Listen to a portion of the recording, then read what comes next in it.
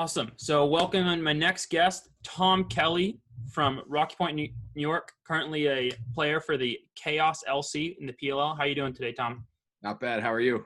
Not bad at all. Trying to stay through quarantine and everything. Yep. So firstly, I'm just going to ask you a few questions about kind of how you got into the sport of lacrosse. Okay, so pretty standard. Had an older brother that played. Looked up to my older brother, still do. And he started playing a little bit before me, and that kind of going to his games and watching him have fun kind of made me want to play. So I was introduced to lacrosse at a pretty early age. I think I started playing by second or third grade. And yeah, so that's how I got going in the sport of lacrosse. And I had an influential man in my life. Obviously, actually a couple of them. Joe Spallina was from my hometown. So, when I was young and, I would go to the Rocky Point camps, he always made sure that I was at the lacrosse camp and not the baseball camp. And, he was very influential in me continuing with lacrosse and falling in love with the sport. And then when it comes to the face-offs, I didn't really start really focusing in on the face-off until ninth grade, until I met a man named Matt Schomburg, who him and I work together right now. He came to Rocky Point High School to put on a lacrosse clinic, face-off clinic. I was a ninth grader at the time. I tell this story a lot. I wasn't invited to this face-off clinic, and I didn't really have a spot on the varsity team. I was just kind of on the team because my brother was there, and he was our starting goalie. So he dragged my ass to the clinic and told me, "Get out of the car. You're here for an hour." Watched them peel out, leave the parking lot. I was stuck there. So I had no choice but to go in, and it actually ended up being the best choice of my life to go in because as a ninth grade kid, when everything was all said and done, my coach, who actually recently just passed, so rest in peace, Coach Bowler. Yeah, my coach asked Matt who the best face-off guy at the clinic was, and wasn't expecting Matt to say me. So he questioned, and Matt was like, give me a little bit of time with him. I'll make this guy great. And I bought into that process and really truly believed in it, and believed in him, and believed in his ability to make me great. And it's landed me a spot as a professional lacrosse player. Absolutely. And even at Rocky Point, winning the state championship in New York, 2008, and then Yep. all county honors as well as that. That's a really great story to kind of hear how you got into the position and really built on it to the highest level high school lacrosse can kind of get you. So Yeah. after your point at Rocky Point, you took your talents to UVA. Can you talk a little bit about kind of how you found UVA as a school, how you decided on it, and kind of what other schools were in your choices? Yeah, so I mean, throughout high school, I was fortunate enough to play with a lot of great players. I'll name a couple of them: Tommy Palisak, Matt Palisak, Dan Kramer, Mikey Muller, Justin Annunziato. Some just absolute phenomenal lacrosse players that made it pretty easy for me to showcase myself. Like we were all kind of invested in Rocky Point lacrosse, and we said from a young age, this is the year we're going to win a state championship, and we believed that. So that was always our goal, to work towards that. How I chose Virginia was the reason why I'm talking about this, is because how I chose Virginia through that run, I was a 10th grader. So I was our starting face-off guy as a 10th grader. So those guys really helped me get exposure down the road. Tommy was going to Hopkins, Matt was going to Hopkins, Dan Kramer was playing attack at Towson. So our attack was Hopkins, Towson. So, those coaches were there to watch the games. Obviously, New York State Championship, all the big-time coaches come and watch. So I ended up getting recruited by a ton of schools. I think the only school I wasn't recruited by was Princeton. Thank God, because my first college letter was from Harvard, and my dad asked, "What do you want me to do with this? Should I put it in the bathroom?" Because academically, I was a good student, but I wasn't an Ivy League student. And, to settle, not necessarily settle on a Virginia education, which was Fantastic. Extremely fantastic and challenging, which we had some transfers that came in and said that UVA was harder than some of the Ivy League schools they transferred in from. But yeah, that's how I found myself at Virginia. I was recruited by a man named Hannon Wright, who unfortunately, when I arrived at Virginia, took another job in the Marine Corps. So, the guy who really recruited me to go to UVA wasn't there when I got there. So that's always a tough situation. You make relationships and then make commitments, and people find other means of work and other jobs. So, that sometimes happens. And as a player, I had to adjust to that and kind of find that friend in the coaching staff, Mm-hmm. So that was a little bit of a tough adjustment, but getting going with UVA, as a freshman, we won a national title in 2011, which was, a spectacular feeling, and like being able to win a high school state championship, and now as a freshman win NCAA national title. Although I wasn't very influential in the game, it wasn't influential at all. I didn't get a single face off in that game, but that's kind of what I had set out for my goals: to go to college, win a national championship, play lacrosse at the University of Virginia. With that being said, after winning a championship, a little distracted the year following. It was kind of my goal to win a national championship. We won a national championship, and I didn't really set new goals in time. I kind of just rode with that, and that was tough for me. Obviously, distractions off the field lead to distractions in the classroom, lead to you being a distraction to your team. So, I did not do well in school. My first semester back sophomore year, my parents, who were both educators, obviously, realized that I wasn't putting my full effort in. And, UVA is not a cheap school, especially if you're an out-of-state kid. So, at that point in time, after that semester, my parents and I decided it was time to move on from the University of Virginia. So my total college career stat line, if anyone who's interested, was 0 for 1. I was 0%. So anyone who's ever won a college face-off, you're already immediately better than I am. So yeah, I mean, that's kind of the high school to college journey. Or I definitely think that you can definitely take positives and negatives out of that experience, as you have, kind of growing from what you learned from yourself, and kind of what did you take that to your next step in life? I know you talked about previously about coaching then after with Matt Schomburg, correct? Yeah. So, I mean, what I would take away from it, and, as an 18, 19-year-old kid, especially male, like, where your head's at when it comes to you're going to college, you're distracted, to say the least. You want to go out and party and be social and make a bunch of friends. And that was something that, in my mind, took priority over my schoolwork at the time, which, looking back at it, it's like, you're an idiot. You had a great opportunity to get a degree from an amazing school, and you chose to try to make a couple new friends instead. So, and that was all part of it. There's a lot that goes into it, and obviously decision making. When I was young, I was very impulsive. I was very, as my dad likes to say, very prone to the pleasure principle. So, like, what was gonna make me happy in the time and place is what I did. And any kid going through that process or feeling lost, which I've totally felt lost. So I wasn't playing on the field. I wasn't slotted to be the starter for the next year. Went through a lot of frustration, didn't talk to anyone about that frustration. And I just kind of let it eat me alive, and I self-destructed.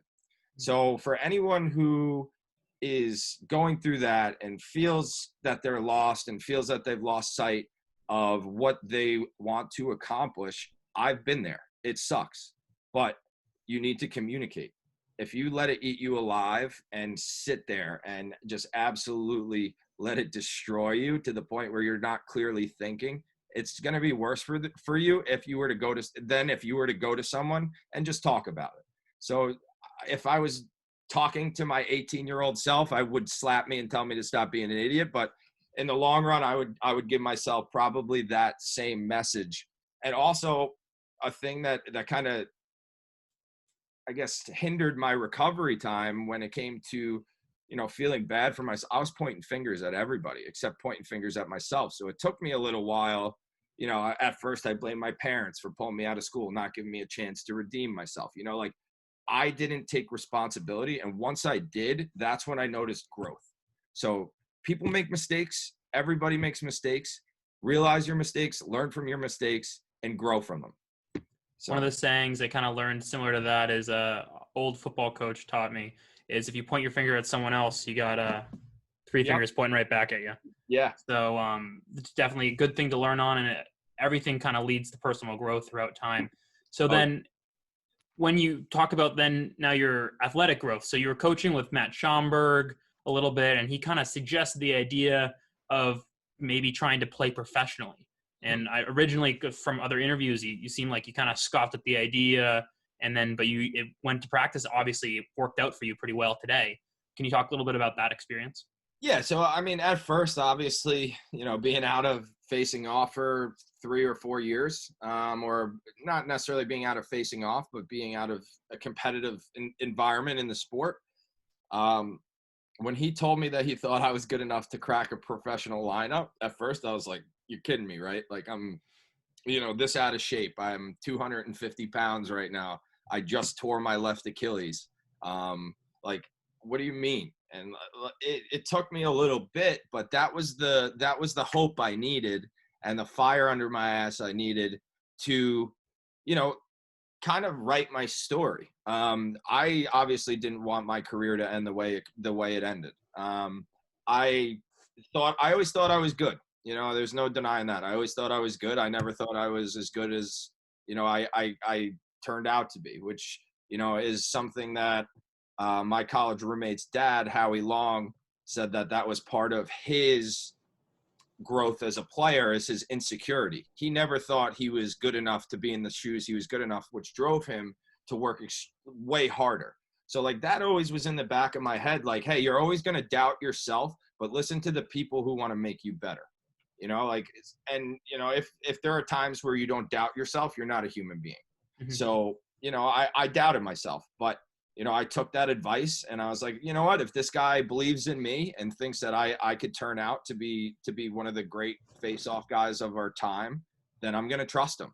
I've trusted him this far. He's helped me this much in life. And, that whole entire conversation we had just kind of motivated me. I also got a bunch of motivation, from my girlfriend. My girlfriend was, never seen me play lacrosse before. So, I'm a guy who gets fired up when he's challenged. So, I spoke to her and told her my aspiration of being a professional lacrosse player. And she's the most supportive human being in my life, but she challenged me. She said, hey, Tommy, we all peaked in high school, and giggled. So like, that was another motivating factor, that it's like, I'm going to prove you wrong. I'm going to prove you wrong.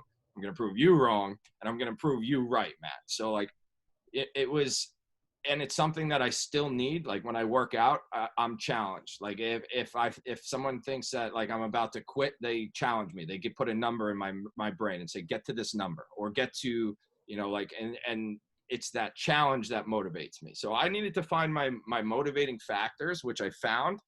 And then I also needed to find the love for the game again, which was tough for a little while because of how much stress and anxiety and a little bit of like depression, to be honest with you, when you have like your whole career, you work your ass off to get to this point, and then self-destructive decisions take it away from you. So it was a total learning process. It was totally driven by others, which I think is really, really interesting in my story, is that, I kind of doubted myself and other people didn't. And other people believed in me, and that made me believe in myself. And, it's really amazing that, through all the adversity in my career, I've been able to, get back up after being knocked down 8 times and stand up and fight for a 9th. It's humbling. Absolutely. And that experience led you to be drafted in 2016 by the Outlaws in the supplemental draft as a 3rd round pick. and Yes. then soon after, MLL champion as a rookie. Yeah, I was about to say freshman, rookie. And then that pretty much after that, you talk about winning championships. That's a championship at every level of the game. Yeah. I know you say you don't think you contributed very much to a UVA championship, but every single person on every roster makes everyone better. So that's really, really impressive to have a championship at all levels. Yeah. And that's something that's not a lot of people can say they have done. Yeah. Very few. Yeah, absolutely. Very few people can say that. Yeah. Can you talk a little bit about that team chemistry? When talking to some other the Denver Outlaws players, those 2016, I know you weren't part of the 18 championship, but those groups, they've really talked about how strong the bond was between each other. Yeah. So, I mean, I felt that bond. So I totally felt that bond.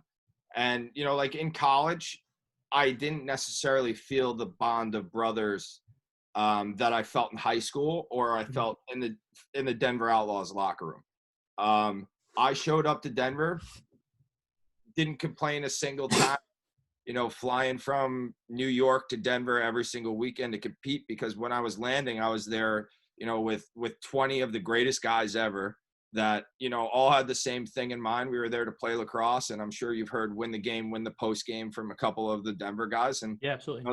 That was totally our motto. We would do everything to the best of our ability. We would go out and play our hearts out and then go out together and be a family. And that was really cool. I've been a part of a lot of teams, and I noticed that championship caliber teams always have that homey team environment, if you get what I'm saying. Like, nobody's uncomfortable in that locker room. Nobody feels like they're walking on eggshells. Nobody feels like if they say the wrong thing, they're going to be judged. Like it was probably one of the most family-oriented teams I've ever been on. And it's a kind of interesting dynamic to think about it too. We only practice once a week. We play one game a week, and then we're out. All of us go back to, where we're from. And, we had a lot of Long Island guys on the team. So, travel buddies made us way closer. And I loved playing for that team. When I got traded, I will say I was extremely upset. And, we won a championship in 16, lost in the championship in 17. We were headed to the championship where they won 18, where I got traded. But, I guess I understand the move. Not often you get a first round and a 12th round pick for a face-off guy. So, as a business standpoint, yeah, it was great playing in front of my friends and family on Long Island, but that's a tough locker room to walk away from. Mm-hmm. Absolutely. And you skipped over the fact that All-Star in 2017 and also led the face-off percentage in 2018. So even though there might have been down years in terms of missing that group and that bond, you still produced individually. And then can you talk a little bit about playing? I know you said it's not as good as playing in Denver, but playing in your home, playing professional sport in your home area or hometown. That's not a lot of people get to experience that. Yeah. I mean, honestly, the group of guys that I played with in New York, awesome group of guys as well. It sucks kind of being that halfway through the season trade guy, because, you didn't put in the blood, sweat, and tears of training camp. You didn't work your ass off with these guys to start the year. You didn't, it definitely takes away from those bonds that were made, because it's less time together with those guys. So I was traded, halfway through the season. I felt like I fit in. But, like I said, there was that Denver locker room was something special. I'm not going to say I didn't feel something special in New York, because it was incredible. It was an incredible experience to play there, to play with all those guys, to be part of the New York Lizards family as well.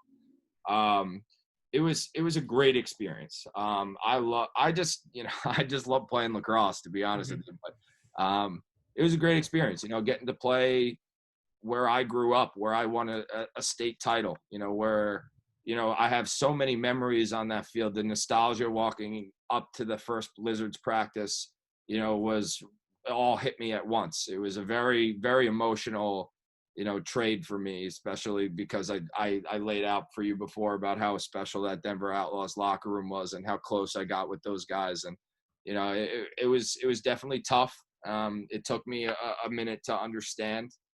That's the beauty of professional sports, is that you could play a game on a Thursday night and walk into the locker room and they tell you that you've been traded to New York and they expect you to play Saturday. Mm-hmm. So, like it's interesting. It's part of the game. And, it happened to me. So I could say that I've experienced that and I've been through that. And, you always look at yourself as an athlete, especially when you've been traded like that. Like, what did I do wrong? What could I have done better? Is there something I did, or was this just a good trade? So like all that was going through my mind as well. It's a tough bullet to bite, but what was done is done. And I made sure that when I showed up to New York, I was ready to play and I was going to give those guys everything I had to make them successful and hopefully, bond as a family and win a championship together. That year that I was traded to New York, I was the best face-off guy in the MLL. I had the best percentage, and I think I had the most ground balls as well, or I was second in ground balls. But like it's different playing with a different group of guys. Lacrosse is always fun. So I definitely enjoyed playing in New York, and a cool part about it is I got to play with Troy Ray and Justin Ray, who are both Rocky Point guys as well. That I would like to say they looked up to our class, but I grew up watching them grow up and having the same love for the game that I had, and that was a really cool opportunity to play with those guys and knowing that they were the little kids down the street, who were trying to do the same things we did when we were older, playing lacrosse in the street. And, like it's a cool feeling to be able to play with someone from your hometown in a professional level. Absolutely. And I guess kind of met those guys in the Lizards locker room that kind of transitioned the sport of lacrosse into the PLL, with obviously Paul Ravel being a part of that Lizards group. How did the PLL kind of materialize for you? How did that opportunity create itself? So when I actually had heard nothing about it until I got traded. So I was traded to New York, became friendly with Paul. We weren't enemies anymore. So became friendly with Paul and, got to talking about it. And, I absolutely loved the idea of it. Who's not to love better pay, health benefits, and an NBC TV contract. So, it was mind blowing when he brought that up to me and that there was going to be this drastic of a change. But I relished the opportunity to play in the PLL and I jumped on it right away. I don't feel as if I'm competing if I'm not competing against the best, 8 face-off guys in the world. So absolutely. Yeah. The competition at the highest level. And the highest level you excelled. 78 ground balls, 2 goals, 52% face-offs, 131 wins. That's in the toughest competition that you can find. Can you talk a little bit about that competition? Obviously, you have Nards, Garenlian, Farrell, and the Archers setup guys. Talk about kind of that competition. Yeah, the competition's great. Every guy and Trevor, obviously, forgot Trevor. Yeah, the competition there is phenomenal. It's the best guys on earth scrapping every single weekend, and now it's going to be every other day. So it's great to play against these guys. I feel last year, just personally, I wasn't in the best shape I could be. A lot of people don't know, but I was in a really bad car accident last October. I got pretty much pit maneuvered by a county bus and my truck flipped 2.5 times. Oh. So I also wasn't wearing a seatbelt. I was lucky to walk out alive, and you get some PTSD from that. So I was a little banged up, didn't train for a little while, and then when it was time to start training, it's like when you're trying to cram studying in or cram homework, it's like you could only get so much done in so much amount of time. So I was a little bit behind the 8 ball. I was a little out of shape. Clamping wise, I don't think I got out clamped a single game in the PLL this year. But my point of this is that I was out of shape and I couldn't exit and get out of my stance as well as I would have liked to. So my point of emphasis all year has been exactly that, has been to make sure my exits are clean. I could pop and fly in and out of my stance. I've been doing a lot of resistance, resistance face-offs where I got a band around my waist and I'm exploding out of my stance to scoop up a ground ball with resistance. So, it's just a couple of things I needed to cover, but getting back to the competition of this league, there's not a single guy in this league you could take lightly. And if you take a guy lightly, you're going to get humbled, and you're going to get humbled on NBC, and it's not going to look good. Absolutely. So, 100%. I actually got to see you play against Nards at that Gillette game that first week. And that was an awesome experience just to kind of see where lacrosse is going and see it on especially that stage. Is there any venue that kind of like stuck with you? Obviously Gillette, for me, I'm from Massachusetts, so that's the home of the Patriots. So that's very important to me. Are there any other places, like from a Long Island native, you guys played not MetLife, right? Near the Red Bull Stadium? Red Bull. I mean, I was very excited for this year's schedule that came out. Obviously, playing at Stony Brook, somewhere right down the road, somewhere where I'm a volunteer assistant coach right now. That would have been extremely exciting. But obviously, with everything going around in the world today, that was tough. That was tough, like a tough cancellation. But what I really, really enjoyed doing was playing at Dick's Sporting Goods Arena in Denver. I have a bunch of buddies. I have fans out in Denver, that used to come to the Outlaws games and watch me play there. So it was cool to look up in the stands and see a lot of familiar faces and, see kids that I've been, slapping their hands after Outlaws games for the last 2-3 years. So, that was really cool. And then also playing out in California was cool too. That San Jose Stadium was phenomenal. I loved that venue. Natural grass. It was gorgeous. I was able to score a goal there too. So sure that sticks with me a little bit. And but yeah, those are the two spots that I really enjoyed playing. And obviously playing at Hopkins is one of the best lacrosse venues ever. And I didn't want to be cliche and just say at Homewood Field. But yeah, I totally enjoyed playing in California and playing in Denver. And I have some friends out in San Francisco that came to see me play. And I had some friends out in Colorado also that came to see me play. So it was, fun to get to play in front of them. Absolutely. And with the Chaos team, obviously Andy Towers is quite a personality, at least from on the sideline and on TV. What do you can you talk about playing for him and his absolute energy that he brings to the game? So I've loved Andy Towers forever, since he recruited me in high school when he was coaching at Dartmouth. At Dartmouth, it was a stretch academically, and Andy told me that from the jump, but we always kind of had that relationship and I always respected his face-off game. And I'd like to think that, he respects mine as well. And that's why I was recruited by him. So, I've always loved Andy Towers, and, he's one of those guys who he's going to give it to you straight. He's not going to sugarcoat shit because it's still shit. He's very adamant, and he's a very critical thinker. So, he's 5 steps ahead of you in his brain before, you could even get your question out. He's a brilliant lacrosse mind. He's a great motivator and an unreal leader. I love being in Andy's locker room. And I wouldn't want to play for anyone else at this point. He is that good of a coach, that good of a guy, and he's just ultimately fun to be around. Awesome. Yeah, that's awesome to hear. And then I know you've suited up a few times for Team USA. Can you talk about the honor to play for your country? Yeah, so I mean that's kind of every kid's goal when you pick up a lacrosse stick. I've always wanted to, represent something bigger than myself. And, that's what sports has allowed me to do. I represent, the Chaos Lacrosse Club and Team USA at the moment. And, to get that gold medal, that would ultimately go full circle, that I've won at every single possible level I can. That's my goal from here on out is to make that team. And, that's kind of what I'm working for. I had a nice coach. I had a nice talk with one of the coaches on staff, and, the coach kind of told me, he's like, in shape Tommy Kelly doesn't lose. So, you know what you have to do.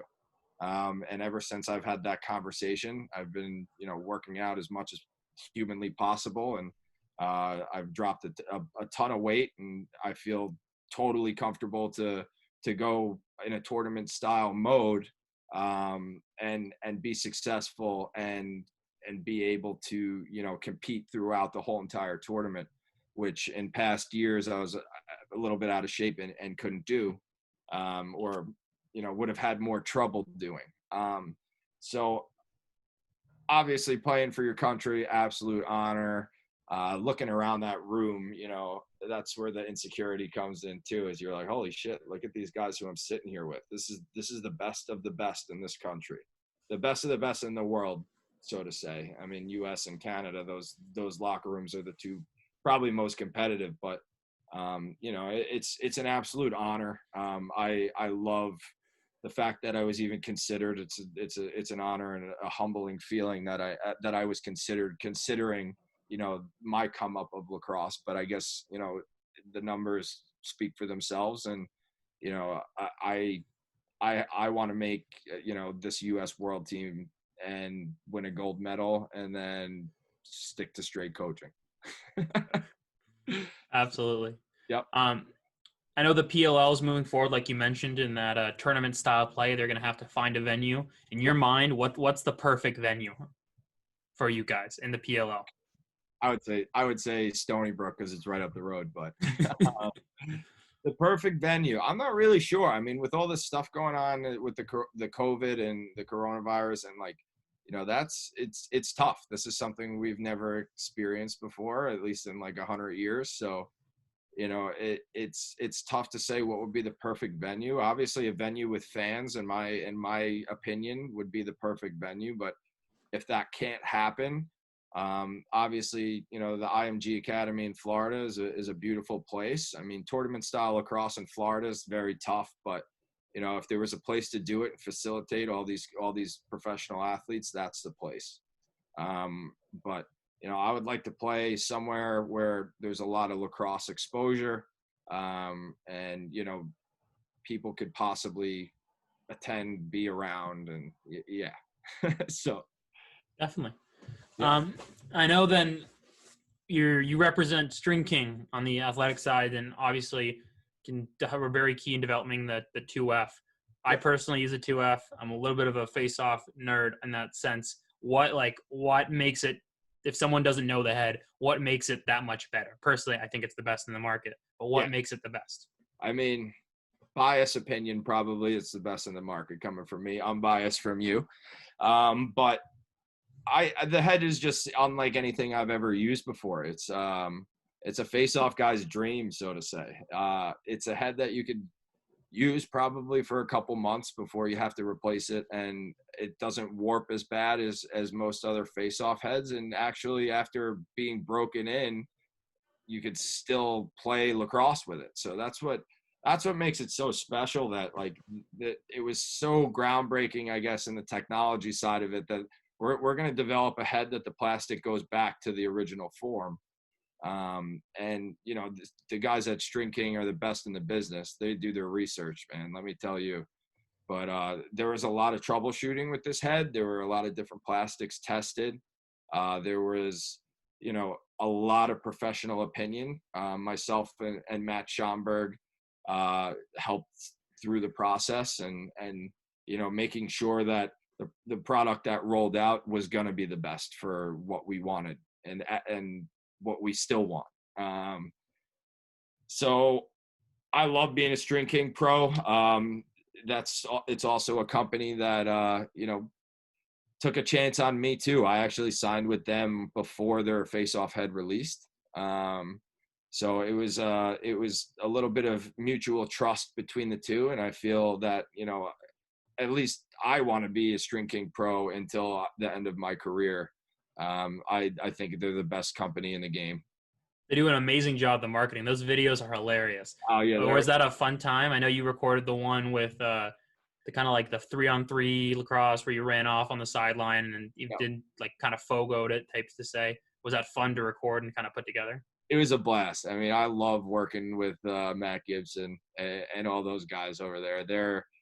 They're definitely a pleasure to be around. They're fun to be around. They make for a very stress-free environment when it comes to shooting and filming. Like, I'm not really a camera guy. I don't act. I don't, you know, post videos of myself talking, and like I'd never really been comfortable with that until those guys got me comfortable with it. And it's like, I've met you, you know, 1,000 times already. You know, this is funny. I know what, you know, the outcome of the video is going to be, and it's going to be hysterical. So it's a great company. The things that they're doing now, especially with the COVID going on, and pumping out masks, and shout out to String King for, you know, taking that next step and doing what's right. Absolutely. Feel free to check out. I'll put the link in the description to put check out their masks. They're really doing a good job with that. Yeah, they're phenomenal, comfortable, easy to breathe through. So if that's what you're looking for, it'll be up top. Absolutely. Can you talk a little bit about the shaft, the face-off shaft? Personally, not a fan. I tried it out, obviously. A big try everything type guy. What were you key in kind of developing that? Was that more String King's side of things, or? I mean, it was a little bit of both. I test ran the product, and, you know, I gave them my thoughts on it. And, you know, I think it's good for younger guys who are learning how to face off, that need to really focus on their grip and where to position their hands. I think it's more of a learning tool and something to help someone who's maybe not as strong to create more leverage to rip down on that top edge of the ball. I've been using a regular stick my whole life, so I didn't obviously use that in the PLL, didn't make that adjustment. But for kids learning to face off, and, you know, knowing where to position your hands, and having that little extra leverage and grip to rip down with, it is definitely beneficial and helpful. I did not know that about the kind of where it was kind of designed to be. That sounds like a good idea. Definitely not. Obviously, as you said, maybe not for the more elite type deal, but teaching face-offs, especially when you can't really be there and kind of show where the hands are, is definitely crucial, especially in a time like now where there's no face-to-face type deal. Yeah. And then I guess kind of closing off, I've heard you're a very big fan of Fortnite and other Xbox or PS4. I'm an Xbox One guy. Xbox, same with me.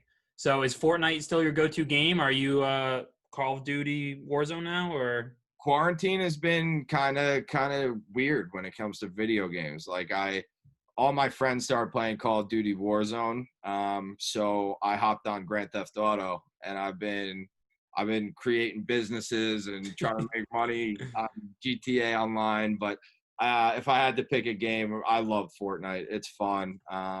You know, I was a big gamer growing up. Gears of War was like the game for me and my friends. We absolutely dominated Gears of War until 4 a.m. all the time, and then had to wake up and go to high school the next day. But, yeah, I'm definitely a huge Fortnite fan. Nards and I play together a lot. We play NHL. We play, you know, whatever games we both have.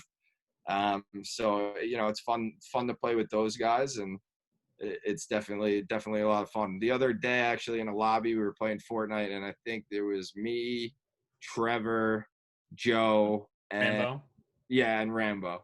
So that was a fun crew to play with. A great way to kind of close it. Love to hear your opinion on the future of lacrosse. Everyone, feel free to check out Tom's social media channels to be down in the description below. And thank you so much for coming on. No problem, man. Anytime. Bye.